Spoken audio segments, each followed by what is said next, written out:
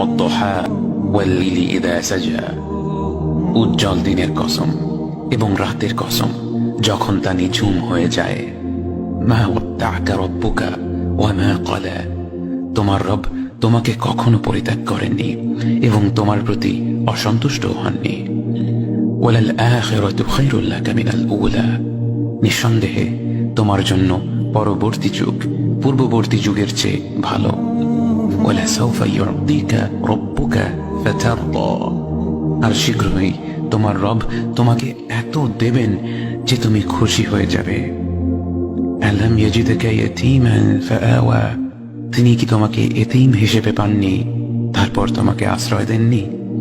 ওয়াওয়াজাদাকা দাল্লান ফাহাদা, তিনি তোমাকে পথ না পাওয়া অবস্থায় পান তারপর তিনি পথ দেখান।